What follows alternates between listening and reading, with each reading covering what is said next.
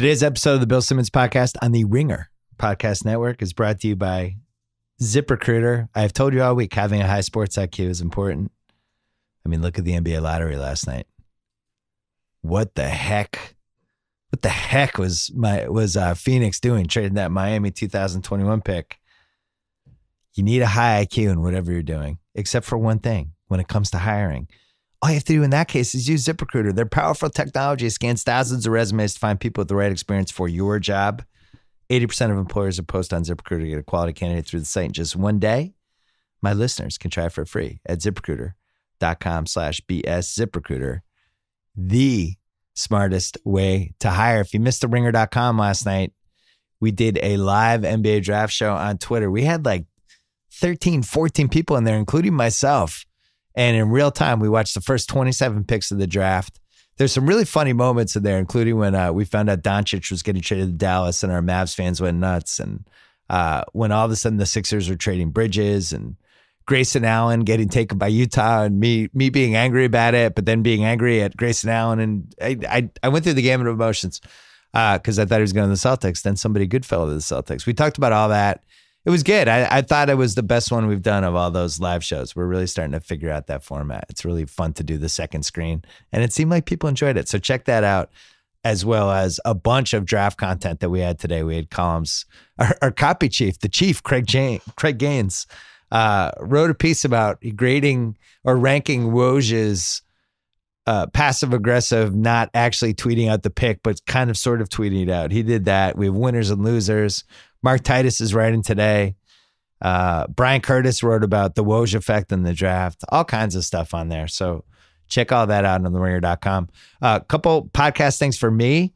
The last episode of the Dave Chang show that we did together for the pre-opening diaries, episode 5, that went up this week, was the final episode. We talked about criticism and food critics and reviews and what it's like after a restaurant comes out, after those first few months. What do you do when a critic comes into the restaurant? How do you handle a critic who might have an agenda? A whole bunch of stuff. Really interesting. And it was, we wrapped that up.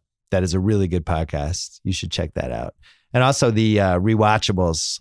Sean Fantasy and I did Forrest Gump. It is up.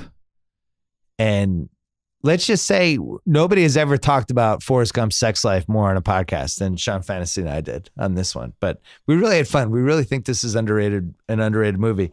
Next week on the rewatchables, The Devil Wears Prada. Oh, yeah. You could make a case. One of the best movies of the 21st century. We might make that case next week. It's going to be me, Juliette Littman, and Amanda Dobbins. So be ready for that one. And then also, we're going to talk about this with Cousin Sal in a second, but I am going to host Against All Odds for him next week. So be ready for that.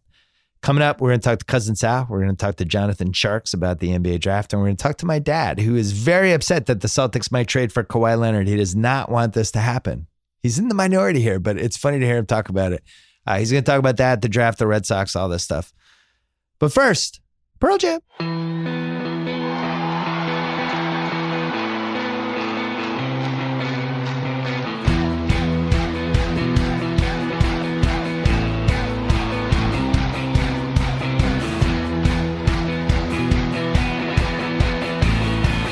All right, it is Friday morning, West Coast time. Cousin Sal is on the line. Cuz summertime is here. There's nothing left to gamble on. You have a gambling podcast, Against All Odds, which I'm going to be guest hosting on Tuesday because you're away. What do we do all summer? What do we look at? What do we care about? Well, I want to tell you, if I seem distracted, it's because I have a lot of money on Nigeria or the tie over Iceland, and so by the time anyone listens to this, you could almost guarantee a 1-0 Iceland win. But all right, so that's one thing we're doing is World Cup betting. So you're doing this. You know nothing about soccer. You don't follow it at all. I don't know it. I am following the trends. I'll say this: there have been 3 games in a row that have ended. The first half has ended 0-0.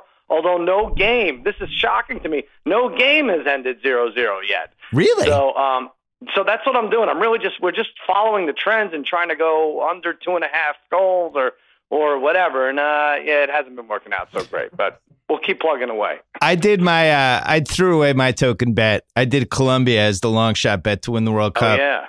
Got all excited. I was actually excited to have a team. I was like, oh, this is cool. Mm-hmm. America's not in it. Colombia, the game starts. Guy gets a red card in the box 3 minutes into the game and a penalty kick, which they score on. They're down 1-0 playing with 10 men. That was my World Cup experience. That's it, right? It's like, oh, okay. So now they're out of the World Cup. So now they need a lot America. Less that way when it's quick like that. Yeah. It is fun to have the games on when they're coming on, though. I don't mind the Russia time. You always miss the one game that's on in the middle of the night on the West Coast, but the other ones are coming on at good times. I forgot who described it this way, but they said you both can't watch and can't not watch the World Cup. It just you have to have it on. There's something very pleasant about it. Yeah, it's hard to follow. There's not a ton of scoring, obviously, but yeah, you have to have it on. And look, we've said this many times. If there's nothing going on, bet a sport. It'll make it more interesting. Bet soccer. And I feel this way about like the Patriots. If you don't like what's going on in the state of the game of football, bet the Patriots. If you don't like what the Warriors are doing to basketball, bet the Warriors. It makes everything more more entertaining, and you could stomach it all. Well, just don't bet what we're betting on, because we had a bad run, but we're going to talk about it. I think we fixed the momentum swing, but we somehow we had the Warriors and Cavs to make the finals, a bet we made 9 months ago, and they made the finals, but I somehow lost money on it. I'm still not sure how that happened. Then I had the Warriors in 5, a perfect hedge opportunity between at halftime of game 3. I think they were down 6. And of course I did nothing, and then they swept. Yeah. So I lost on that. But the one good thing, even though all the bleeding we had in the NBA playoffs, and I had talked to enough people because I was at the whole finals, that it really became clear to me that LeBron was either going to the Lakers or staying with the Cavs. And I think he's going to the Lakers, but if he wasn't going to the Lakers, there was like an outside chance he might go to the Cavs. So I texted you, we talked about it. At the time we talked about it, the Lakers were plus Nigeria scored. Just nice. We need to keep people updated. Nigeria up 1-0. Beautiful. Way to go, Nigeria. Keep going. Sorry. So the Lakers plus 250, and the Cavs were 8-1. And then there was a whole bunch of other teams there. Now, I think 2 weeks later, so we jumped on that. We did it so that we would win either way. 2 weeks later, Lakers minus 400. Cavs plus 250. Brian Windhorst on TV this week, who's followed LeBron his whole career, said it's either Cleveland or the Lakers. Everyone else is out. So I'm waiting to see how we're going to screw this up. It doesn't feel like we're going to screw this up. It's amazing. We have been wrong. Let's preface it by saying we have been wrong with LeBron's destination since I think we bet on his, like, when he was 9 years old, when he was deciding what summer camp to go to, and we screwed that up, and we've been wrong ever since. And the fact that Windhorst that he narrows it down to the very two teams we have, we're being set up, Bill. There's no other way around it. We're being set up here. He's a Sixer. Yeah, it's the last second. My favorite part of this is I text you, and we decide to just cut out House. We don't put him on the text. Don't feel bad about it. He deserves it. I do. He deserves it. He put his stink on our bets all year, and this I want to announce I'm breaking up with Joe House as a gambling partner. Oh no! Yeah. No. You know what? I was having a great time gambling until Joe House entered my life with these 3-man bets we did. He's out. I fired him as a gambling partner. We cut him out. We're gonna win Cavs or Lakers. And House doesn't get to participate in it. He just gets to watch us go to the bank and cash in our bets. Well, we're going to have to pay for his buffet or something. I feel just too miserable if we were to win this. But he'll get the last laugh because LeBron will go to like the Clippers or something. That would be, can you imagine last second? It's like, I've changed my mind. I want to play with Chris Paul and James Harden in Houston. It's like, what? But so minus 400, and everyone in the league seems to feel like this has been a foregone conclusion for a couple months. And then, so you think, and not only everyone in the league, but Guillermo of Jimmy Kimmel Live fame somehow knows like the superintendent. That's the biggest upset of anything, that Guillermo knows the superintendent of any school. But he heard that LeBron approached the superintendent asking about the private school for his kids here in LA. So, yes. Yeah, it's all looking really good. But so one of the schools he looked at that we know for a fact he looked at is the school that my daughter is looking at. And then I did some research, and my daughter is heading into the 8th grade, and so is LeBron Jr.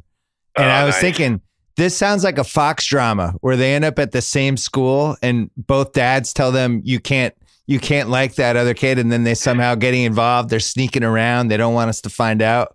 Wasn't this a plot for a Fox? Remember that movie with that show with Ron Silver, where it was the porn producer and the district attorney.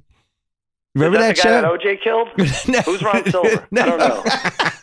You don't remember that in the 2004 playoffs, and Ron Silver's the porn guy and he's screaming, "His father is the district attorney."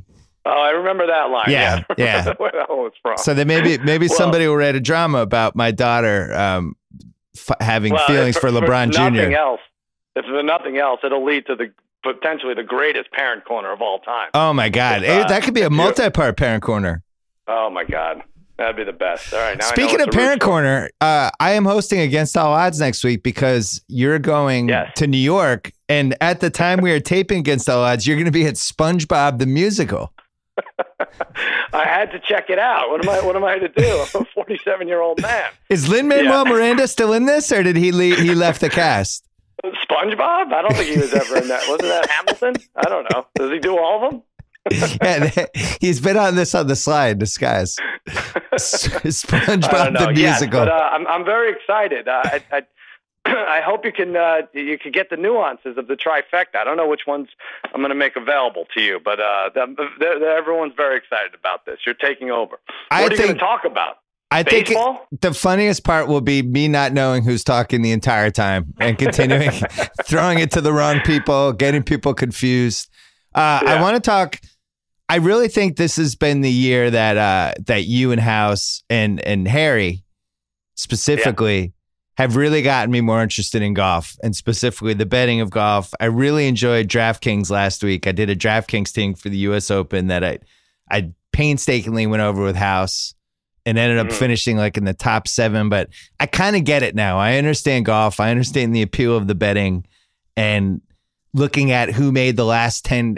Oh, this guy made 10 of the last 10 cuts and he finished 4th last week. Like it is like once you kind of go down the rabbit hole, you can't stop.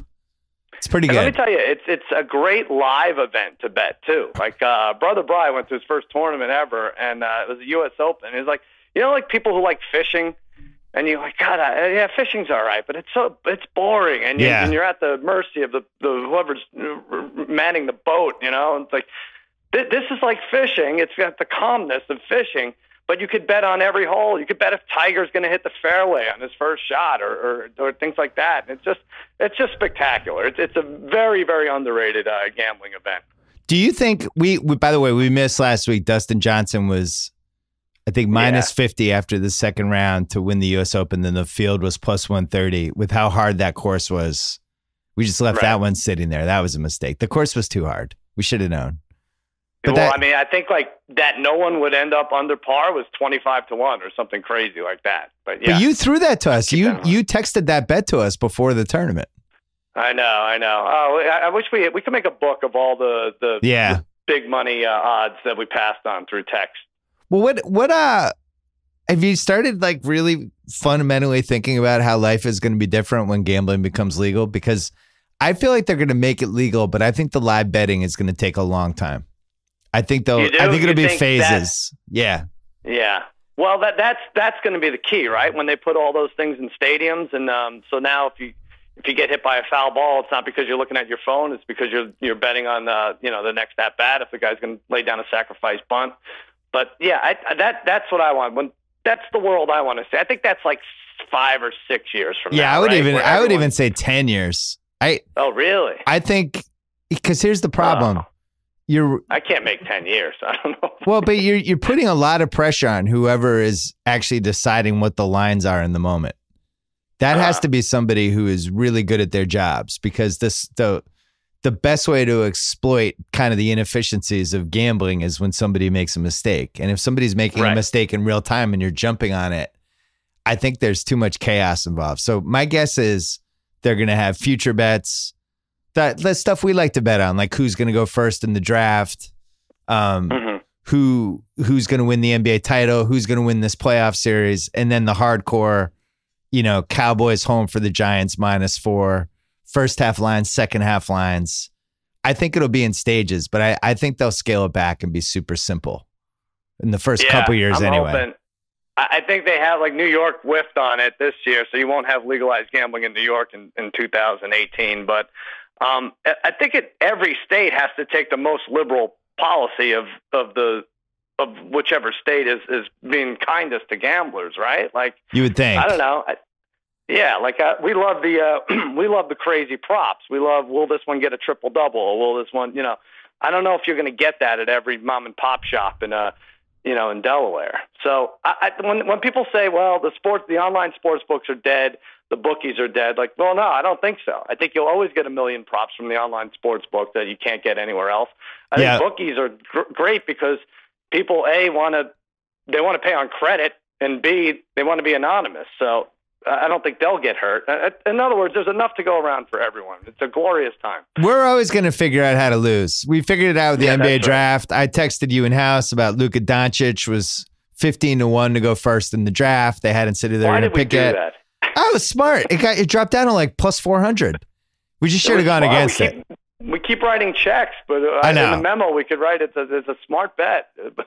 No, you led. Here's the thing: I went crazy. The trifecta and I went 3-1 with our NBA prop bets. But what'd you do? What were the bets? We went both bridges over. One was over 9.5. One was over 7.5. I think. And then we had one. Harry lost on Trae Young going over. But the one that you liked, the other one that won was Porter. And I talked about it with you, and you didn't pull the trigger on it. You said, here's what you said. You said, no one's drafting that guy in the top 6. And in fact, no one drafted him in the top 6. I got scared. We should have bet it, and I got scared because there were rumors about Dallas at 5 if they didn't trade up for Doncic. The one we really messed up on, I think Doncic for a while was, the over was 3.5, wasn't it? Or no? It was 3.5, but the over was. And then they flipped it to 2.5. Big. Yeah. But right. That's right. That's what it went. I think that was. It's almost like football, where everybody tries to talk themselves out of the best 3 players not going somehow in order, and then that's what ends up happening all the time. And it was like Doncic had the most value of anyone after the first pick. There was no way he was going to fall to the 4th pick. So something to remember for next year. Did you guys talk about? I tuned in, by the way. That was a lot of fun. You had what was it, like 15 fellas there yesterday. A lot of people, a lot of young people. I felt very old. I felt like you guys. It was like a jury in Schenectady, New York, looking to decide on the death penalty for James Dolan. As I was looking, but it was good. But did you guys discuss what happens with the cap? That like Doncic wears the Atlanta Hawks cap. Yeah, we talked about it briefly. Yeah, you did. Every draft, somebody puts the hat on and then gets traded. Either he already knows he's about to get traded, or it happens a little bit later. The one that was really cold was Mikal Bridges, because he not only wear the hat, not only did his family celebrate, and I think his mom works in HR for the Sixers, but then he was in the press conference after, and then they blindsided him. Right. But I think, we've been betting on the draft for a long time, and I think the whoever makes these lines have gotten really good at them. There's no inefficiencies anymore. Everybody's right around. The only one you really could have gotten a bargain on was Michael Porter if you had like his medical info, but nobody had the medical info. That was part of the problem. Right. So how do we get the damn medical info? We need to know some of these docs. Don't we know a doctor yet that could figure this out? But no, you're right. Like Bagley was minus. Bagley's going top 3, but under 3.5 was like minus 450 or something. So yeah, you're right. They don't let you. There's no free money in the NBA draft anymore. Do you have a quick parent corner before we go? Anything going on in your life? You think of one. Let me see. Oh, I should have thought of one ahead of time. No, we don't need to do it. I forgot to ask you about you went to the worst basketball game of all time. I don't know how much you can say, but Cruz versus Kimmel with basically rugby rules. And I don't think people, it kind of came and went. I don't think people really studied what happened. They played for over an hour and a half. There was a halftime, but the total time of the game was an hour and 40 minutes. And the final score was 11-9, playing by ones. That sounds... how many months have to pass before we do an oral history for the Ringer about just what a travesty of a sporting event this was? I think you need to do it right now while it's fresh in everybody's head. But and one thing that would be featured is when I was on the phone with Senator Ted Cruz, because they went back and forth about the rules. Ted Cruz says we have to take it back to the free throw line, and Jimmy's like, absolutely not. Every possession gets taken back to the 3-point line at the top of the key. And by like 10 minutes in, these guys were barely taking the ball back. And then Ted Cruz didn't want a referee. It's like, how are you not going to have a referee? We had Bob Delaney. You know Bob Delaney. Yeah. We had a pro set up. And he's like, no referee. He's like, well, what if the ball goes out on? He's like, we want chain link fence, one-on-one rules, pickup games. So I get on the phone with him. And finally, Bob Delaney proves to him that he's going to be impartial. And I say to Ted Cruz, because you could actually bet on this game, Simmons, and you didn't, but I did. Jimmy opened up as a plus 160 underdog. So I said, all right, we're maxing out on that. Of course, that didn't work out. But I said to Senator Cruz at the end of the call, I said, hey, if you don't want this to be a complete disaster, because I had confidence in my cousin, I said, why don't you bet on Jimmy Kimmel, and then you could save face a little. And he said, what do I look like to you, Pete Rose? He said that to you? I didn't have an answer for that. He kind of does look like Pete Rose, but I didn't know what to say to him. Yeah, he looks like Pete Rose and Grayson Allen had a baby. He really does. That was. I'm amazed that you bet on Jimmy. That is the ultimate homer. That's like you betting on the Cowboys to win the Super Bowl. I thought the odds were actually too skewed.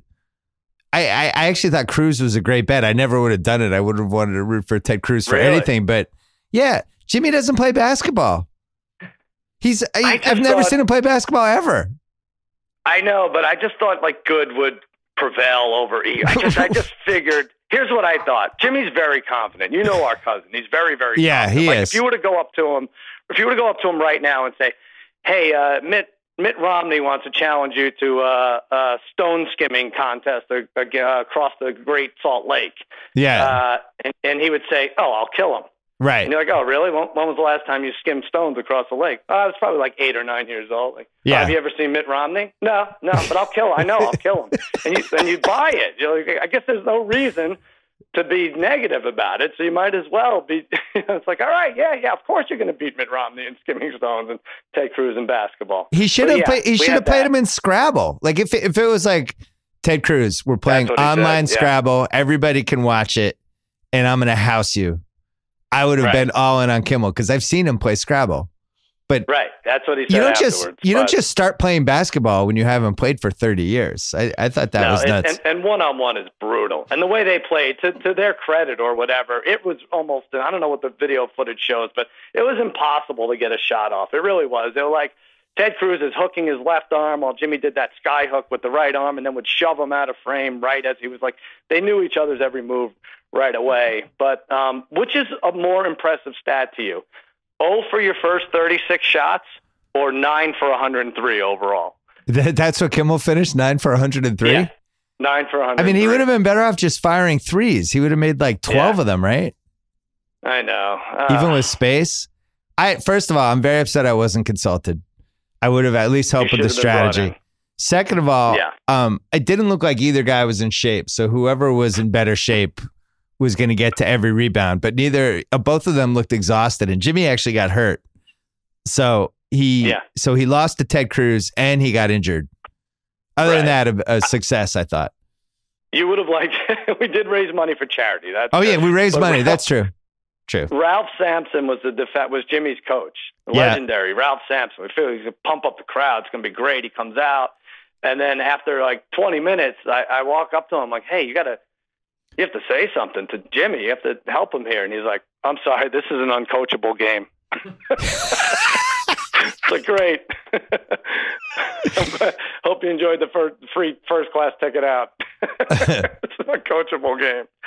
Gus Johnson, there was a sadness in his eyes around the 1.5 hour mark. I love Gus. Before we go, World Cup odds. Brazil plus 375, Spain plus 450, Belgium plus 700, Germany 7-1, France plus 750, England 12-1, which is crazy.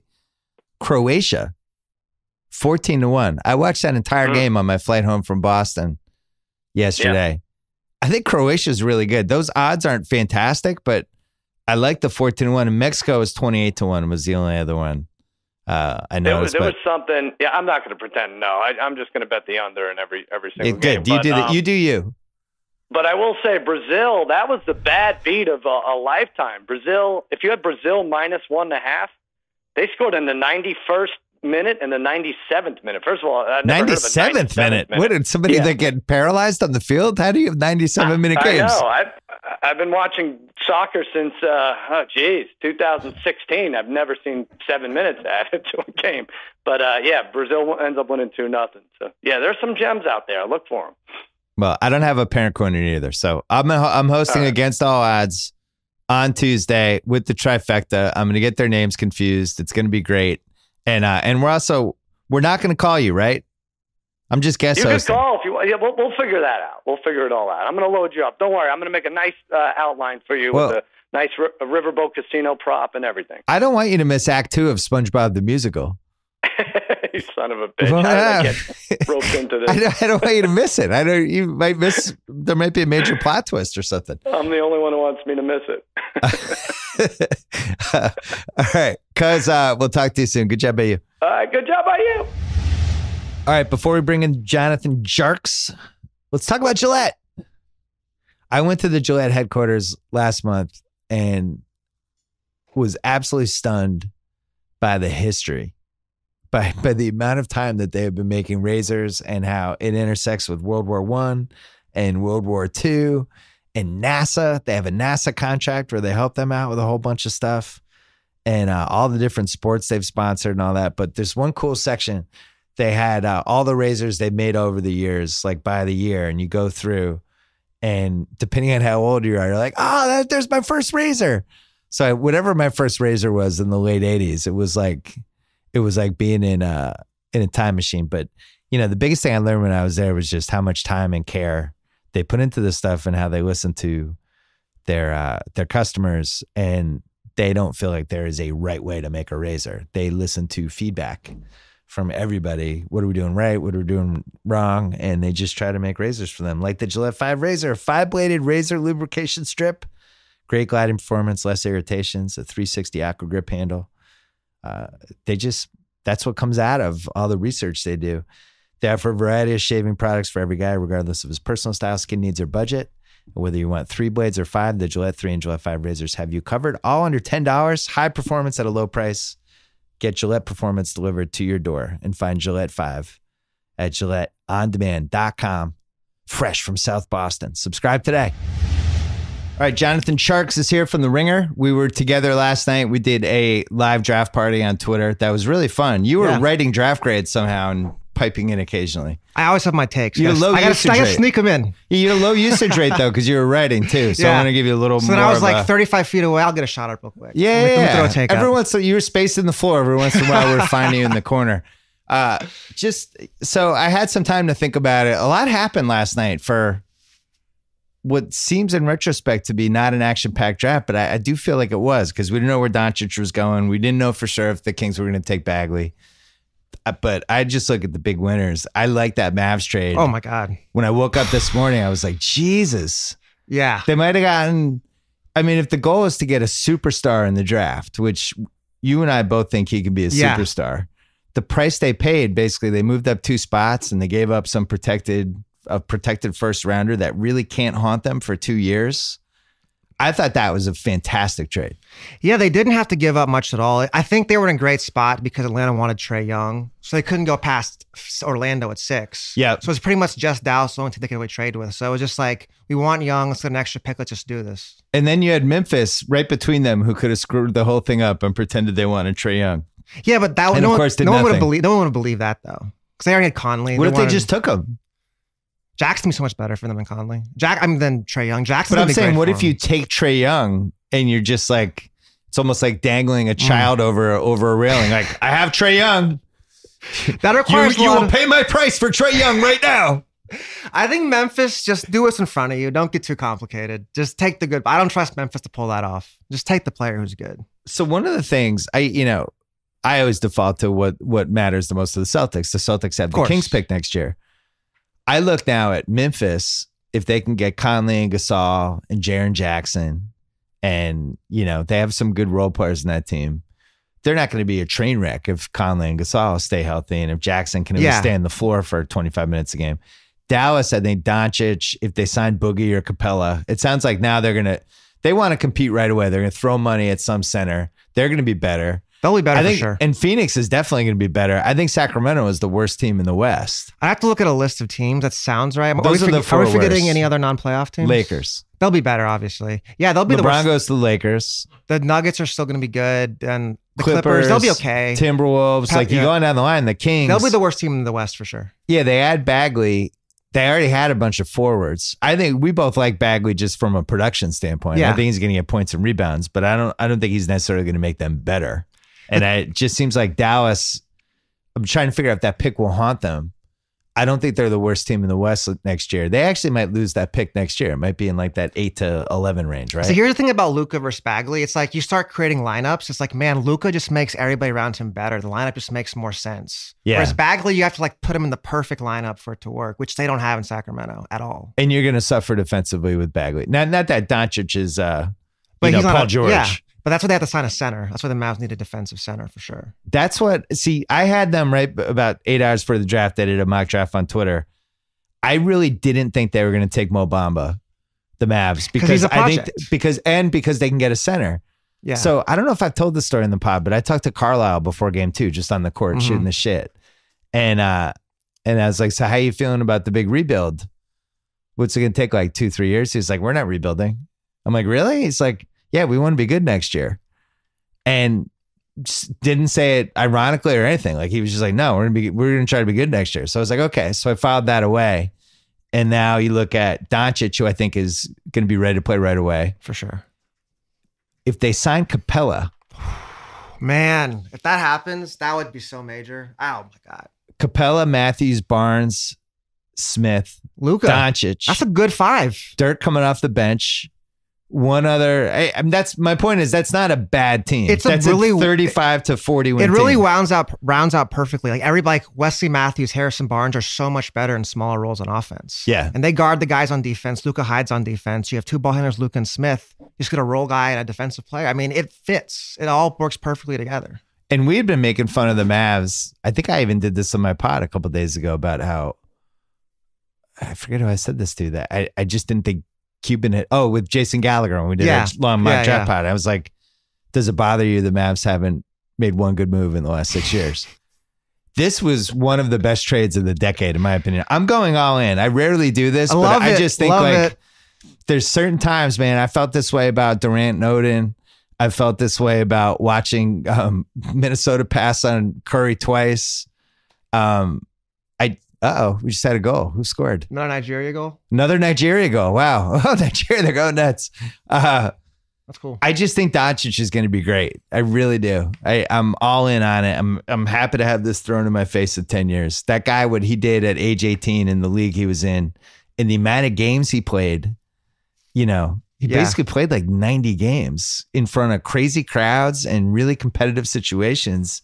And was good and is a creator and can play 3 positions, I think. I just like him. Because like you look at like skill set and 2, like I did a big article last year on Bogdanovich. Yeah. He the year before he was the leading scorer in EuroLeague. He comes to the States. He had a good year as a rookie. He did. He had a good year. It was a weird team. I mean, he's bigger. He shoots it. So like he'll be able to compete at an NBA floor right away and make players better. Just his skill set right now is just translates immediately. I like the way he handles himself too. I guess the fear would be you're coming in and now you're expected to be the savior of the Mavs. And the nice thing is they have Smith there. The 2 things, they have Dennis Smith to share that load, and they have Dirk as a face of the franchise. Dirk can be like, Luka, here's how you do this. Hit Uptown like once a week, maybe twice. Right. Don't go on the full Parsons. Like you got to pull it back a little bit. Yeah. Dirk's like, look, some of these Dallas ladies, you got to be careful. Yeah. Don't go in that part of town. It'll be great. What about Smith and Doncic playing together? I think it works fine because the thing about it is in Rick's system, you always have 2 point guards. So last year, Dennis played with JJ Barea, Yogi Ferrell, or Devin Harris all season. So now you're placing those guys with Luka Doncic. It's like the same role, but now he's 6'8", 230, and he shoots threes. This feels like a good farewell year for Dirk if he wants to do it that I was way. talking to someone like today, a torch pass. Dirk is going to shoot forever. He's always valuable in the second unit. He can play 15 minutes a game for like 2 or 3 more years. He might want to do that. He couldn't have to do anything. He just comes to the game and takes 4 threes. They play him 65 games. The team's actually fun to play with now. I always thought he would be the greatest version of Sam Perkins 20 years ago. Dirk when will Sam do it, Perkins man. had that Seattle run when he put on all that weight, he had the dreads. Yeah. And they just kind of spotted him up from deep. The thing about like the Mavs second unit last year was freaking incredible. They said the starters sucked, but like they had Dirk, Barea, and Powell was pretty good for them Powell too. rolls really well. Yeah. And so Dirk just shoots threes. Like they don't guard anybody, but they score so many points, it doesn't even matter. So another big thing that happened yesterday was, Phoenix went all in on their team, which I didn't totally understand. I mean, I did. He's been there a long time. He needs to win. The GM. Yeah. That's my fear of it. It's, the worst example of all time of this, or most painful example, I should say, is the Serge Ibaka trade that Orlando made. Mm-hmm. And the GM was basically like, I'm getting fired anyway if this doesn't work out. Stan Van Gundy with Blake Griffin is another great example. This one didn't feel as like hit or miss. I'm all in, but it definitely had shades of that if none of this really works to the degree it's going to work, I'm not here in 3 years anyway, so fuck it, I don't care about that Miami pick. I just thought that was a great pick. Well, I mean, I will say for Phoenix's perspective, like you theoretically have your stars now, and it's like, okay, if I have Devin Booker, I need long athletic guys around him to guard for him. Now I have Josh Jackson and Mikal Bridges. Like that makes sense just from like, we have our stars, find guys who make sense around them. But the difference between Mikal Bridges and Zaire Smith isn't significant enough to give up that Miami pick, I don't think. If you're talking about moving up from 5 to 3 I like to take Doncic, Zaire is great, so I'm a big Zaire guy. He went right around where we thought he was going to go, but I think from a sleeper kind of upside potential. Oh my God.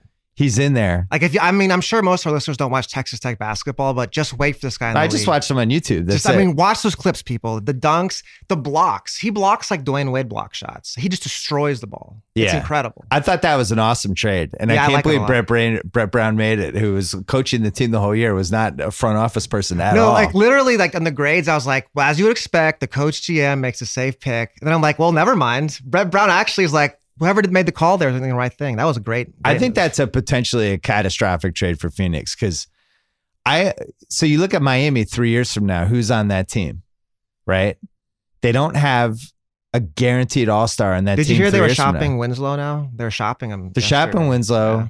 Dragic is there. Whiteside, they'll finally be out of his contract, I think, at that point, but they just don't have that one guy that you would say, oh, he might be an all-star. So now you're banking on Riley might retire, at some point. Right, Riley might retire, or you're banking on free agency. But I think there's a lot of smart teams now. I don't know if Miami has the same kind of allure that it did 10 years ago. I think for Phoenix though, like that would have been a nice thing to have. But if you're drafting 8 and 1, you're thinking I have Booker, 8 and Jackson. That's a pretty good big three. That should be enough. They can go. On the flip side, my counter argument to that is if you think you have the nucleus of something good. Mm-hmm. That Miami pick comes in handy later if you're going to make that's true. Whatever the version of the Kawhi trade is. That's 2 your years Celtics from now. Picks that you're going to use for now. Yeah, that's a good point.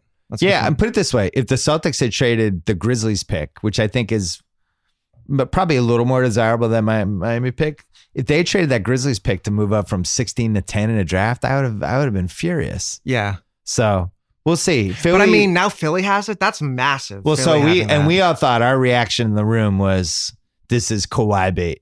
For sure. That this is, or whoever they think they might be able to get at some point. But Kawhi's a very logical. I would say if I'm Philly, I'm going to do it. We have enough assets. Let's just go for it. Well, how far would you go for Kawhi?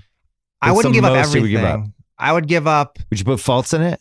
If I had to. But I would try to go Saric, and maybe Zaire, maybe a pick. And not all of that. They have so many good assets. Two of those assets. Would you do Fultz, Covington, Saric in the Miami pick? That's a lot. I would do it. Yeah, if I mean, you got to do it. I would do it. If you got to do it. I don't think even if he's resigning, you just have to gamble because Kawhi off Simmons and Embiid would be incredible. I think he might stay. They shaved some cap space too to enable them. Yeah, that was some tricky maneuvering. Yeah, enable them to at least think about trying to get Paul George. I mean, people in the league seem to think he's going to LA, but I guess too, it's like, yeah, Brett Brown's coach GM, but they still have professionals. I mean, there's still plenty of guys in the front office who can do these things. So they're like, I guess that was good. Well done on Philly's part, though. That's good. So then Phoenix ends up with a nucleus of Booker and Josh Jackson, who I thought the last couple months, I watched a couple times. I really thought he got better as the year went along. Ayton, Mikal Bridges. I like Tyler Ulis as like a third guard. I don't know. I'm just talking about pieces. Yeah. TJ Warren. They have 6 guys for a rotation now. I think. And I'm leaving out somebody. They just need a point guard. Oh, KOC still likes Dragon Bender. He could be a good backup 5. I like him a little bit. He's not, I wouldn't give up on him yet. And I think they have free agent money too. They got stuck with that Brandon Knight contract. That's a brutal one. They just need to get a point guard or some, unless they trust Doncic to go point full time. I'm not Doncic, sorry, Booker. They need a point guard of someone because they can't start Ulis, I don't think. I think he's too small. He doesn't shoot. That's a tough spot. What about the Booker, Ayton, Josh Jackson as a nucleus? Could those be the 3 best guys on a contender? I think 4 years from now. Because I think Jackson on defense will be huge for them. That is like, because like Booker and Ayton have a bunch of defensive issues. Having Jackson and Bridges, I think it's just Ayton's defense. Like my prediction is the better Ayton is as a defender and a passer, the better the Suns will be. If he becomes a great passer, great defender, they're going to be awesome. If he's average, they'll be an average team. Another thing we noticed yesterday, I think we're split on Mo Bamba and whether... But Orlando was the worst spot for him. Well, that's the thing. Yeah. And that's the thing with these fits for the draft, that so much of it depends on where you go. I think Rob Williams, the guy the Celtics got, I think there's probably 3 teams that he could have gone to. Williams could be awesome in Boston. He's a great But talent. like, so Rob Williams, New Orleans, Houston, Boston, teams that would use a 5 just for basically lob dunks, rim protection, and rebounds. And that's it. That's all we want. Just worry about these 3 things. And he goes to one of those teams, and now, assuming they can, turn him into somewhat of a professional, I think that's a good pick. It's a fantastic pick. And I look at Bamba, and it's like he's on this team with a bunch of big dudes who can't shoot. Like who's their point guard? No point guard at all. Nothing. A new coach, just systemic losing now for the entire decade. And that was the worst team he could have gone to. I think out of the 30 teams, that was the worst team he could have gone to. You know what I would do if I were them? I'd try to get like Kyle Lowry or someone. I don't know if he's a good culture guy. I was thinking about Schroeder. They need a veteran, but what about Schroeder? They need a point guard. If worst case, I'll take Schroeder. I need someone there, like right now. So Atlanta wants to trade Schroeder. I was looking at they have Terrence Ross is expiring like $10 million. They have Shelvin Max expiring like $6 million. And they could put together that and like a conditional first. That should be able to get Schroeder for him. They could do that trade. Well, so my thing is, if you're going to take Bamba, you're doing him a disservice if he doesn't have somebody who knows how to run a basketball team. You can't put him with 3rd string point guards. You saw what happened to Texas this year. Like, that was what happened. They had bad guards. How far in were you on him on a scale of 1 to 100? Like 60? 65. I thought him and Rob Williams are pretty similar as prospects. Really? But I was higher on Williams. I think Bamba's a good starter. I think he'll be a good starting 5. But to me, he was like a top 10 to 15 guy. I wasn't huge on him like KOC was. And what'd you think about Sexton going to Cleveland? I think it's a good instant pick. Like Sexton's a guy, high floor. I'm not sure he has a high ceiling. Like he's going to dominate the ball, get a bunch of empty stats in Cleveland, maybe be a rookie of the year. But I'm not sure like 5 years from now. I'd rather have SGA over him 5 years from now. Wow, our staff was the most split on SGA, I think, of anyone. Yeah, I think he's Michael Carter-Williams, Alfred Payton. I think he's in that mold. He's way smarter basketball player than them. He's like one of the smartest basketball players I've watched in college in a long time. So you comparing more to Rondo, even though their games aren't similar. Yeah, it's like in terms of basketball IQ. That man is a basketball dang near genius. I think we'll figure it out. Because, he's such a good athlete.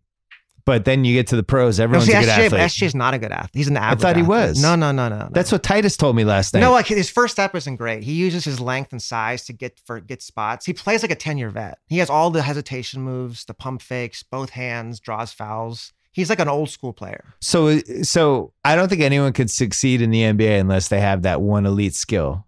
So what's his elite skill? His IQ? IQ passing, getting to the rim. Like Kentucky last year played 1 3-point shooter all season, and he still lived at the rim because he was so good at getting through cracks and spots. You think that works in the NBA though? With more shooting. Kentucky was like literally, that was like that was a disaster. Like John Calipari should be like, that was horrible what they did to those guys last year. Well, he ruined Diallo.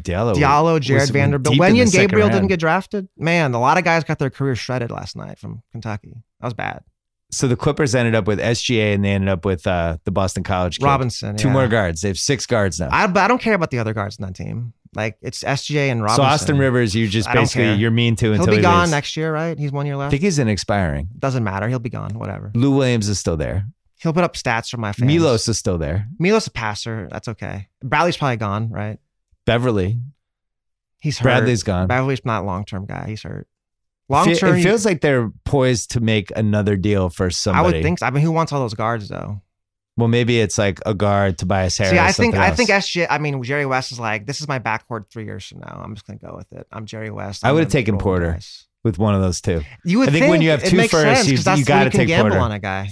But his back must be just destroyed. I don't know. Hate to say that, but how else would he fall that far? I know the smart teams were trying to trade up to that 12 to 15 range to try to get him. I mean, Yeah. Denver's a pretty smart team. He could be great there if he's healthy. I mean, that's the thing. Who knows? They said maybe a red shirt this year now. The Celtics were sniffing around. Why not? If at that price, that spot in the draft, do it. Because you figure as long, like Denver basically said, if we have to sit him out for a year, we'll sit him out. But with the amount of talent he has, I think once you get out of like the top 11 or 12, For sure. now it's just upside. Once That's you're why I like Rob Williams. Once you're drafting Jerome Robinson, just start drafting guys who are right. that good. Zaire Smith, like these guys that what's your Lonnie ceiling? Walker in San Antonio. Watch out for that. That could be a really nice move for them. Oh, so you like that one? Well, in San Antonio, him and DeJounte Murray, that works well as a backcourt. Lonnie Walker's a good shooter. He's a smart player. I thought you were More great. reasonably. I thought you were too easy of a grader. Yeah, I mean, You should go into those draft guides and be like, 2 people are getting an F today. See, I look at it like there's A, B, C. I was saying on Twitter, like, in my family growing up, a C was an F. Like, that's horrific. So C is super insulting for you. For sure. B's like, I mean, actually, like, a lot of B's, I'm like, B's are terrible. Don't ever get B's. Who would get an F for you if you had given out an F? I have to look at a list. It's been, my brain's been flooded. You know what I mean? Like, I got to think about it for a second. I'm trying to think the ones you didn't like that much. Did you like the Knox Knicks pick? It was okay. He'll be okay there. I mean, I didn't hate it. I gave like 6 C's. I'm brain's fried right now. I can't remember. You didn't love the Bamba pick. Yeah, I didn't like that one. You were lukewarm on who was the 7th pick? Now I'm blanking. See, I am too. It's just been a long night. Who's the 7th pick, Kyle? No, No, he was Chicago. 6. Yeah, Oh, Wendell Carter. I didn't love that pick. I think he's a good player, but I don't like that front court going forward. Wendell and You don't Laurie. like Wendell Carter and Laurie Markkinen? It's just slow. I mean, I think they're very skilled, but they're just going to be slow. I want Laurie to play 5 some. Now I have a true 5 playing 35 minutes a night. So how much 5 is he going to play now? The Porter thing, you know, we've seen this every so often. Like I remember Jared Sullinger fell to 21. The Celtics took him. Yeah, and we saw, Yeah, and they were like, this is a steal. This guy can score. And the first year, it was like, oh, this was a steal. This is great. He was out of the league like 3 years later. Yeah. Like I mean, his when back medical went. stuff happens, I Yeah. mean, these are good doctors. They're not just like making this up. I remember when the Celtics looked at the Odin, the medical stuff, and they had a doctor at the time that they didn't tell him who the player was. You know, they would just show him the medicals and be like, all right, here's prospect A, here's prospect B. And they showed him the Odin stuff. And the guy was like, you can't take this player with any pick. He's not going to be in the league in 3 years. Well, I mean, then again, you look at like Brandon Roy. He fell that one year. That was another one. But like that worked out because whatever. You got like 6 years out of him. 4 or 5 years out That's of him. That's a great pick. Right. So with Porter, especially because a good Denver team doesn't need this pick to do anything. So it's like, who cares? Just can't take a gamble. my thing is with all the technology we have in 2018 and somebody who's young like that, unless like they got in a car accident and like literally fractured 2 vertebrae and like their spine's never the same, I really find it hard to believe they can't fix some of the stuff he has. I think most injuries, yes, the back is just such a unique thing. Like, but he's young though. I'm not a doctor. Unless it's like just degenerative, where it's like this will just get worse every year and there's no way out. Yeah, I mean, it's worth the risk. Put it this way: at 14, for sure, and you're for Denver, sure. and you have a pretty loaded team anyway. Yeah. So, any last thoughts? I mean, anyone you felt bad for? Honestly, I'm so Mavs focused right now. I've been like scheming up Mavs plans. So we have 3 Matt. We have you, Gallagher, and Shoemaker, and you guys were celebrating like you won the World Series or something. We were just talking about like, because it's been 6 years. The Mavs, won the championship and they blew it up instantly, so you didn't really get to enjoy it. Yeah. And then it was like, oh, this team was really bad, and they've been just making horrible moves for 6 seasons, embarrassing themselves on and off the court. It's been a really rough stretch. The 5-year grace period that every fan base gets after they win the title, where you can't complain about your team, you used up all 5 years, and then you're like, all right, this sucks. Well, when you break your team apart, it's like, well, the team's gone. What grace period? There's none of the players there anymore. Yeah, I wonder if they would do that over again. The Tyson Chandler part. Tyson, they had to. Okay. When they lost in the first, I remember this. I'm driving home, and I hear on the radio like the Mavs will not resign Tyson Chandler. I had to pull over the side of the road. I smoked a cigarette, and I was like, "This team is just retarded." Like, we waited our entire career for Dirk to have a good defensive center. Like, I've watched Dirk lose in the playoffs for 15 years because he never plays defense. They get this guy on his lap. They won a championship. Oh, we don't want him. Whatever. I'm just like, they definitely outthought themselves. And the other thing is, I was actually talking to somebody about that 2011 Mavs team. It kind of broke perfectly for them. They caught everybody at the perfect time. It was right in the dip, for sure. Like, they beat the Blazers in round 1. They had that Brandon Roy. You know what's funny? That was like the toughest series in Mavs played that year. It's a Brandon great Roy, series. what was that, game 3 or game 4? Man, that was incredible. But Portland just didn't have the horses. Yeah. They go to the next round. The Lakers just completely They're implode. Cooked. They're done, yeah. But then the series after, which everybody forgets. That was so bad. Scott Brooks messed that up so bad. They should have won that for sure. They beat OKC in 5. Now, Dirk, I don't remember the exact stats, but I remember Dirk went off in at least 3 of those games, right? But here's the thing. The Mavs could never guard James Harden. Harden was just 6 man. So if he had played 35 minutes, that was an instant loss for the Mavs. And if you go back and look at the stats from that series, Westbrook is horrific. Yeah, Maynard was better that year because he was jacking shots too much back then. Durant didn't have a great series either. And my memory is just Dirk just really schooling Durant, but knowing that, Durant's going to learn from this. This will make him better. But I do think OKC left that one on the table a little bit. So the Mavs played OKC those 2 playoffs. And that's when I knew James Harden was going to be amazing because he was the best player in those series. The next year, he killed the Mavs, right? Yeah. That's when I asked Russell if he was a max player and all that stuff. But Harden was the best player. Like, this guy's incredible. Like, this guy is just unguardable. And that's why I know, it's like, when he got to Houston, I was like, this is going to be major because this guy is great. Yeah, it does feel, by the way, legitimate title. I'm not discounting it, but it really feels like they kind of stole it that year. We've seen for sure.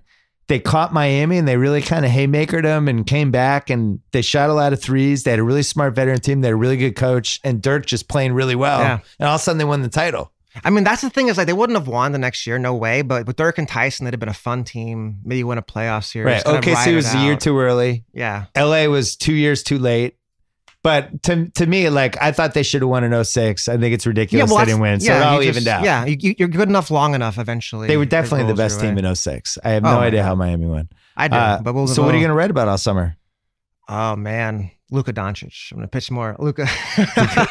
I think Mark Stein's in. I think Luka's going to live in Mark Stein's house. I've been telling him. Like Fran Fischelli's like Dallas media people, like, you'll be back at the Mavs games next year. Like, all of a sudden it'll be a thing to do. Yeah. How far are you from the stadium? Like 10 minutes.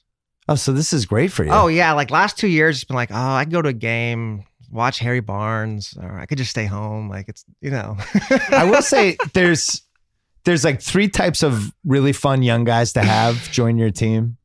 And the one is just like the good guy, like somebody like Dennis Smith, where it's like, oh, this guy's fun. I'm glad he's on our team. And then the second type is like the Tatum type, where you're just going, oh, this guy's fucking awesome at scoring. I can't wait to watch him get better. And I think he has a chance to be great. Doncic is like a whole other level where he can make everybody else good. Yeah. He can take all these mediocre guys and make them just play basketball differently. I really think he's going to have the ability to do that. And when we say make them good, it's just like the way his skill set intersects on the floor is naturally improves the performance of the other 4 players. Right. So like, because Luka, you've got this 3-point shooter who creates shots. So that means, as you're saying, like guys like Barnes. Barnes no longer is a primary ball handler. He plays off the ball, spots up, cuts. He just fits. Wesley Matthews, he just stands in corners and shoots. I cannot watch Wesley Matthews dribble and do a jumper. Well, but the other thing is, cannot do that. But when somebody's as good of a passer as he is, it does kind of infect everybody else. Yeah, the ball starts moving. And he's just completely unselfish. His thought at all times is, what's our best shot? How do I get us our best shot? Where I think I think LeBron's a great passer. I don't think he's like a Larry Bird. I've said this before in a pod and people went nuts, but like Bird and Magic, their goal was always to get somebody else the most awesome shot possible. And if it wasn't there, then they'd shoot.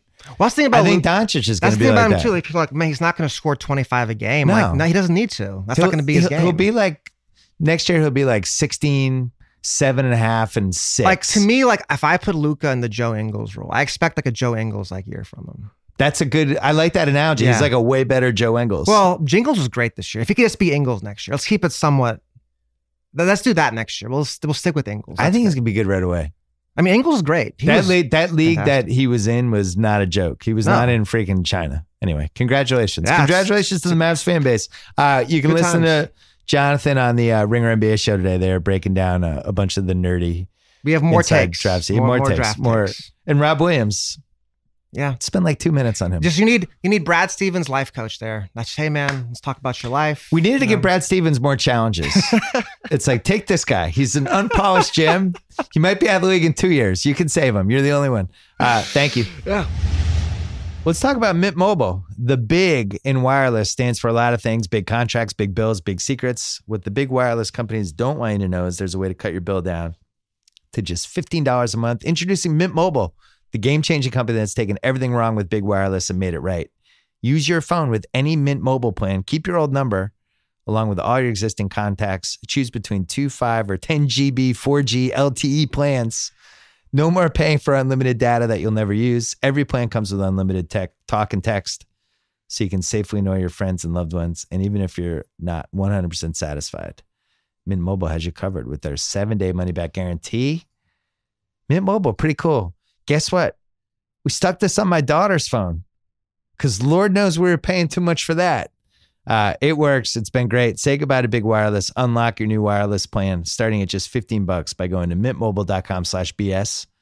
That is mintmobile.com/BS. Cut your wireless bill to $15 a month at mintmobile.com/BS. All right, my dad is on the line. Your followers are very disappointed. You didn't tweet yesterday during the draft. I know your grandkids were in town, but you have 33,000 Twitter followers. We're waiting for your draft takes. Nothing. Zero. Goose egg from Dr. Bill. I think I was overwhelmed by the fact that Robert Williams fell into our lap. I did tweet this morning when I got up because I remembered that I hadn't tweeted last night. Were you watching the draft? I kind of feel like you were asleep because normally you would have texted me at around pick 20 and said, wow, this Robert Williams might fall to us. I hope he falls. You didn't do it. There were no texts. I have a suspicion you were asleep. I fell asleep after the 21st pick. All right. There you go. It's been confirmed. Breaking. Woj tipped off that you fell asleep. So from what I heard, they were trying to trade into once he fell to around the 17-18 range, they started to sniff around trading up. They didn't think he would be there. And then they did a bunch of intel on who they thought teams might take and then actually thought, wow, he might actually fall to 27 and kept their fingers crossed. Yeah, Ainge did an interview this morning, and he basically said that they started, when they saw him slipping around the 17th, 16th, 17th, 18th, they tried to see if they could move up, but nobody was interested. And I thought the Lakers were going to take him. I mean, I thought he would be a terrific guy playing with Lonzo Ball, and I'm glad the Lakers took who they took. I mean, I like the guy the Lakers took, but I'm not sure that's the modern day center anymore. And he's a Michigan guy. Yeah, the GM. I know he's a Michigan Palenko guy. went to Michigan. The guy who runs the Lakers now. Oh, that was part of it. I think that was But we've never had a guy like this. You and I have always talked about other teams have like Clint Capella and those really stud athletes who run the floor and block shots and never seem to get tired. We never have that guy. Well, now we have that guy.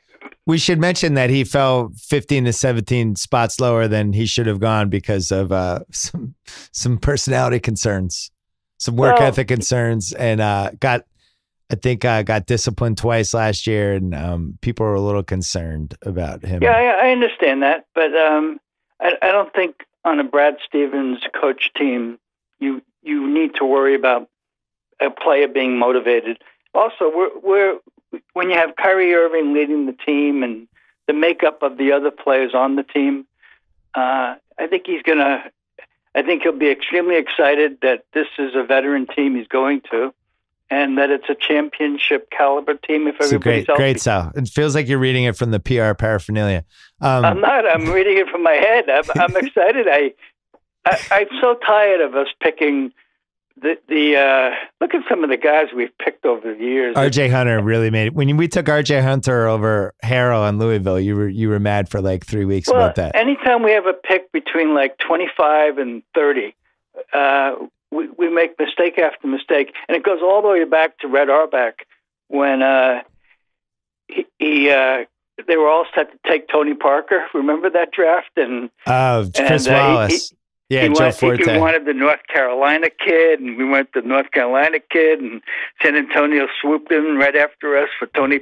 We don't have luck with that pick, that range. 10 years ago, we both wanted, we were both disappointed when they didn't take DeAndre Jordan with the last pick of the first round, remember? Well, exactly. Yeah, he was sitting there. And he was another one who fell. He fell like 20 picks. Yeah, similar type player, exactly. So it is funny, though. I woke up this morning, and on my Twitter feed, it was the press conference had been canceled with Robert Williams because the team has been unable to locate him. And I was like, all right, we're off. All right. Yeah. But then there was it was a miscommunication, but he clearly was probably enjoying being a first-round pick last night. I support it. I mean, he stayed home and had a party at his house with his family. At Buffalo Wild Wings. Wonderful thing to do. He probably ended up in Bourbon Street, lying in the gutter somewhere. But I had a good time. To have him on my team. Well, I will say, having watched his Celtics team all year, they do throw a lot of lobs at the rim. And this is the one thing that guy loves to do is catch lobs and dunk them. Right. So, but here's the other thing I really enjoy, because I have a feeling Marcus Morris isn't going to be on the Celtics team next year. I'm not sure of that. I mean, there were rumors of him being packaged so that we can move up in the draft, and that didn't happen. He only has one more year in his contract. I know, but he's going to be on the team. Here's my guess. I have no inside intel on this. I haven't talked to anybody. They have all these guys coming back, and as you complained about Marcus Morris all year. You had a love-hate relationship with him that was mostly hate, but part of the problem with Marcus Morris is he always thinks he's the best guy in the court. Which is also one of his strengths, is that he's so confident. He thinks he's the best guy in the court, even though he's not. Like, you actually need that sometimes. But it's only a strength when he's making a shot, which he can continually the last 20 games in the playoffs stop making a shot. But he's playing 39 minutes a game or something in his playoff games, and or at least in one of the rounds. And I don't see him having the kind of personality to be good with just playing like 12 minutes a game, which is where he's heading. And I don't know if they'd want to even risk having that as a potential chemistry issue.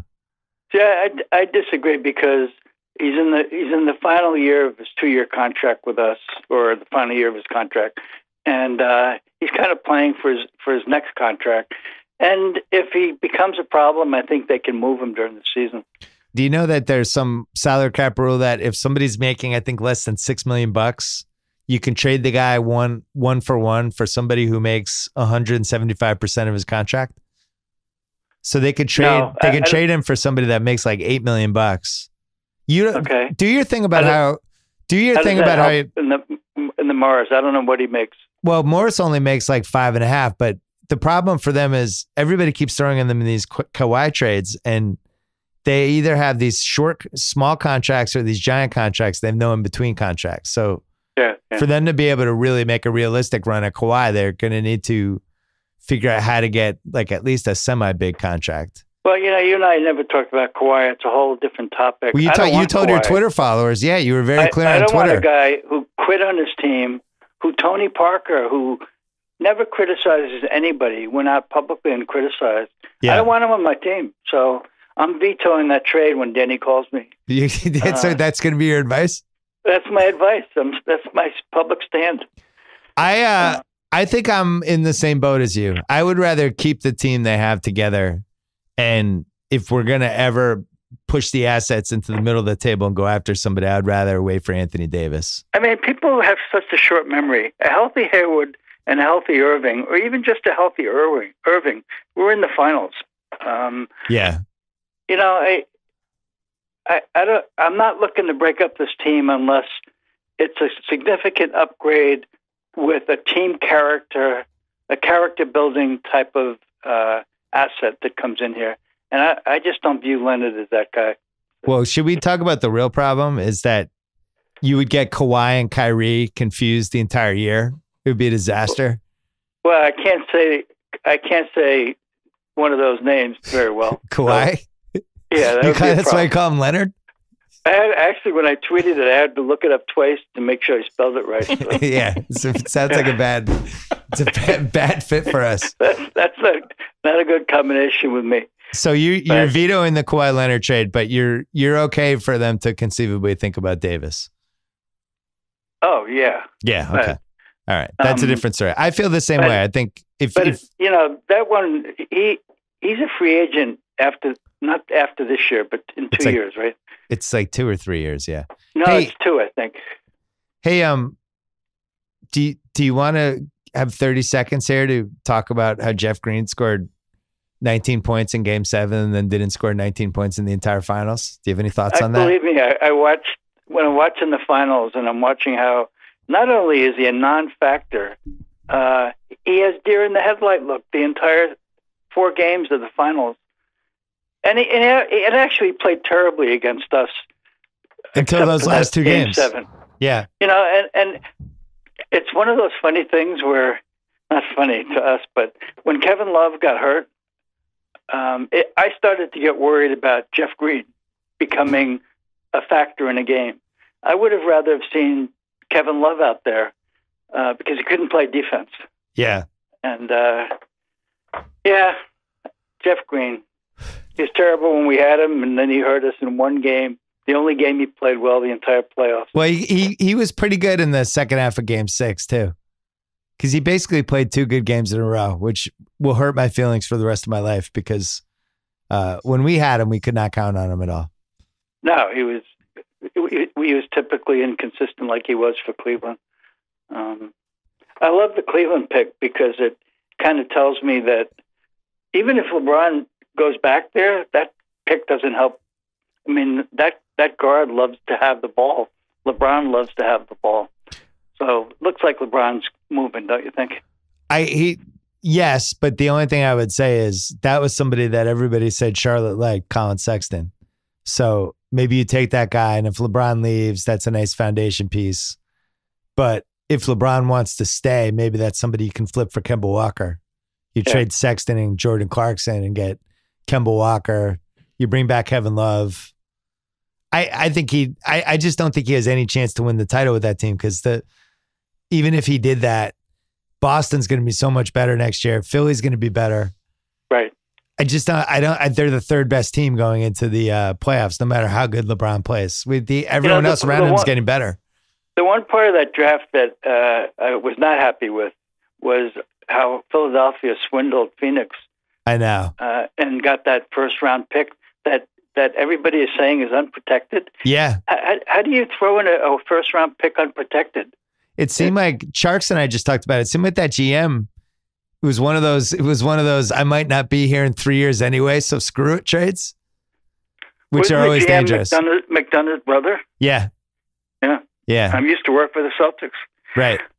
I made no sense.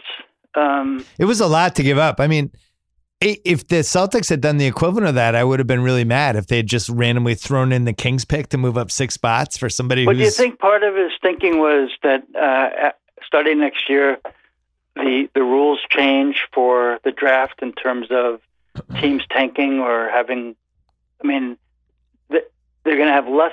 If you're one of the worst teams, you don't necessarily have such good odds of getting the ping pong balls. Do you know what I'm saying? Yeah, but the flip side of that is by 2021, high school players might be in the draft. I mean, conceivably, that could be the first draft that has high school players in it. It might be like this crazy loaded draft. I would never in a million years give up an unprotected Miami pick for 3 years from now. That was a really bad trade. And I like Bridges. I think he's going to be good. I just don't think the difference between Zaire Smith and Bridges was worth the pick. Well, that was also one of the saddest moments of the draft. Fortunately, we didn't see it on TV because I don't know if you saw that they interviewed Bridges and his mom. Oh, his yeah. Mom's the VP of HR for the Sixers. And I mean, how happy could they have been? And then 10 minutes later, he's not on the team anymore. Yeah. It was awful. We're going to feel just as bad when the Celtics trade Gordon Hayward and the Kings pick for Kawhi Leonard. We're going to feel the same sense of shame and sadness. That's not happening. I could be giving up my season tickets if that happened. Wow, you would. Unbelievable, really? That would be awful. That would be awful. You know, it's after what they did to Isaiah Thomas. I can't say that it's out of the realm of possibilities, but that would be awful. Yeah, that'd be awful. Then he said he's rehabbing yesterday at the facility. Gordon Hayward. Yeah, getting ready. All right, just quickly, a couple other things.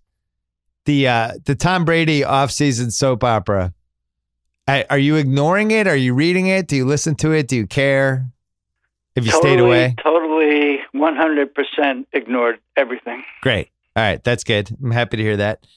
You're still upset at the Red Sox for waiving Hanley Ramirez and then being a batter short for the last 4 weeks? I might have tweeted about it. Yeah. Like every week it bothers me. Since I don't have to repeat since he's left, I mean, he was the best guy hitting with runners in scoring position. Yeah. How many 1-0, 2-1, 3-2, 3-1 games have they lost? Yeah. It's awful. They really miss him, and of course they're never going to admit it. They cut the cord way too soon. I mean, if they're worried about him getting his at bats, look at doing something in July. They're now 4 games behind the Yankees in the loss column. It was weird that they didn't. It was weird that they didn't just bench him for a couple weeks and see how he handled it. Sure, I mean, from everything we were reading, he was a good presence in the locker room. The teammates liked him. I don't know about the new coach, but it just seemed like a really weird move to make at a time when they were winning. Yeah, they were playing really well. Good team baseball. I actually thought when they did it, I thought it made sense. But I think, well, just because you don't want to. He was in a slump, but there's a lot of guys that are in a slump. Well, I see. The problem is I got seduced by the Blake Swihart hype, and that was a mistake. Blake Swihart has looked terrible. I know. He has no trade value. He might not be good. And we have Jackie Bradley Jr., who hasn't had a hit since the month of April, I don't think so. Hey, you're taking my son to the Fenway Park tonight. I am. I'm really looking forward to it. I understand we might have pretty good seats, and it's supposed to be a nice sunny night before the rain comes in tomorrow. Wade LeBlanc versus the hottest pitcher in baseball, Stephen Wright. Should be a good one. Well, I think your son, and my grandson, obviously, is going to have a great time watching a knuckleball pitcher. Yeah, we tried to get seats behind home plate so we could see the ball move. The ball moves so differently than watching any other pitcher, and the kid that's pitching for Seattle is very good too. So it should be a very good game. You don't mind sitting behind the net. You like the net because you can barely see. Last year, he and I sat behind the net, and if you didn't mention it to me, I wouldn't have even noticed. It's a very thin. I mean, obviously, it's a strong net, but you barely notice it.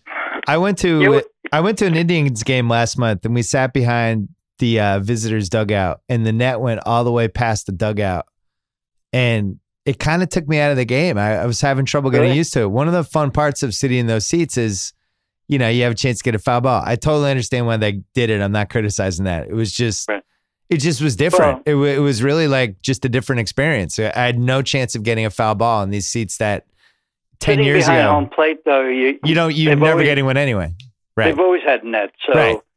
Yeah. But I was just saying the experience of being behind the dugout and having no chance at a foul ball was just bizarre after 4.5 decades of going to games. And how many foul balls have you caught? I've caught 0. And I remember 2 that I was 1 seat away from. One at Yankee Stadium and then one with the J-Bug in the pouring rain at 20 years ago near the third base side. But yeah, the net, it does take a little time to get used to. But 5 years from now, nobody will even be thinking about it. Yeah, well, even the Red Sox, Ben and I went to the game last year behind the dugout, and the net was in front of us. But now they've extended the net even further down first and third base lines, which I think is a smart idea. Can I give you some advice? don't get him the giant soda. Okay. Don't get him the big souvenir giant cup, because you might as well just inject cocaine right into his Well, elbow. we might have noticed it last night. You weren't here, obviously, but we all went to Cabot's, which is a very my favorite restaurant in America. Yeah, you talked about it in your podcast once, and Ben had a very large raspberry lime Ricky. Oh, how'd that go for him? Before he had his banana split. Oh no, that was the size of two of his heads, and he was rolling. And Brian drove all the way back from Wellfleet. Yeah, my cousin to meet. So Ben was in rare form. So I'm going to be careful what he eats tonight. Yeah, be if you want him to go 9 innings. But yeah, take a picture and put it on your Twitter, Dr. Bill 1947. I think you're like 12,000 followers away from Joe House. That was your goal. That was my goal. I don't really know how to take a picture and put it on Twitter. You're talking about a new technological advance. I haven't quite gotten the hang of it. Maybe I'll send you some instructions. All right. Okay. Congratulations on Rob Williams. Have fun tonight. All right. Thanks. Thanks so much to ZipRecruiter. Don't forget to check them out at ZipRecruiter.com/BS. Thanks to Gillette. As I told you, they're there for you. Whatever you like. You like shaving your legs? You like nice, soft skin, non-irritation razors that just will make your face feel fresh as a daisy? They have everything. Gillette offers a variety of shaving products for every guy, regardless of his personal style, skin needs, or budget. Whether you want 3 blades or 5, I would recommend the Gillette 3 and Gillette 5 razors. They have you covered, all under $10. High performance at a low price. Get Gillette Performance delivered to your door. Find Gillette 5 at GilletteOnDemand.com. Subscribe today. And remember, the rewatchables Forrest Gump, Devil Wears Prada coming next week. Against All Odds, I'm guest hosting that one. And the Dave Chang Show. Last episode of the pre-opening diaries. I wonder if he'll ever invite me on again. We'll see. Enjoy the weekend. Back on Monday with more. Until then.